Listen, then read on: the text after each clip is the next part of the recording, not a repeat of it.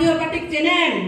এই যে আপনারা তো দেখছেন যে কি দল, ইসকনিক দল, কি দল, এই যে তাদের জাতীয় পার্টি দল, কি দল হচ্ছে রাস্তা লীগ, আবার কি দল, এরা হলো ফাঁসিবাদী, কি দল, এরা হচ্ছে ফুটপাতের টোকাই দল।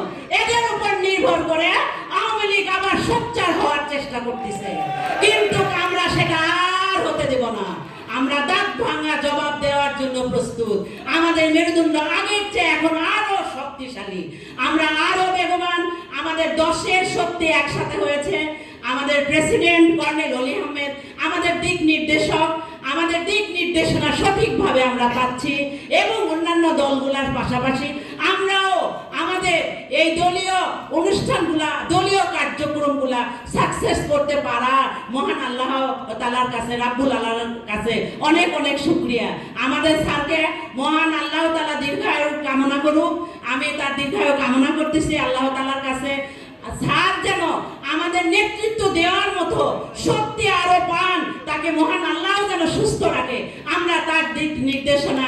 এবং আমাদের মহাসচিব ডক্টর রেদওয়ান আহমেদ, আপনারা দেখেছেন কত অসুস্থ ছিল। আপনাদের এই যে আমাদের এলডিবির পরিবার মহান আল্লাহ তাআলার কাছে কি করেছে, ফরিয়াদ করেছে। মহান আল্লাহ তাআলা যেন আমাদের মহাসচিবকে ফিরিয়ে নিয়ে আসে সুস্থভাবে দেশের মাটিতে। আল্লাহর রহমতে সুস্থভাবে ফিরে এসেছে, এবং আমাদের সামনে এখনো উপবিষ্ট।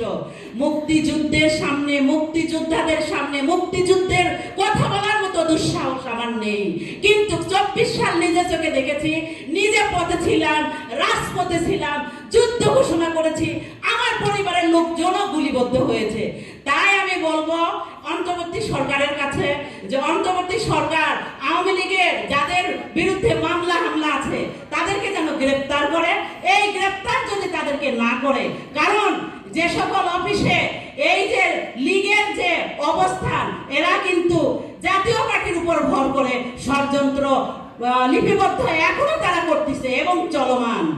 এই ষড়যন্ত্রকারীরা যেন কোনোভাবে আর দাঁড়াতে না পায়, সেই ব্যবস্থা আমাদের করতে হবে।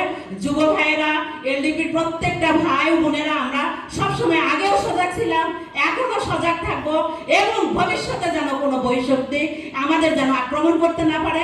আমরা একসাথে বলবান হয়ে আমরা আমাদের বাংলাদেশকে রক্ষা করার জন্য আমাদের যে 2 জন মুক্তিযোদ্ধা এবং বীর বিক্রম, আমাদের এই বীর বিক্রমের লাঠিতে ভর করে আমাদের শক্তিকে আরো দ্বিগুণিত করে আমরা যেন রাজপথে থাকতে পারি, এবং সঠিকভাবে যেন আমরা আমাদের দলকে উপবিষ্ট করতে পারি একটু সঠিক এবং উঁচু আসনে। মহান আল্লাহ তাআলার কাছে এই শুকরিয়া আদায় করতেছি, এবং আপনাদের কাছে প্রত্যেকের কাছে আমি দোয়া করতেছি।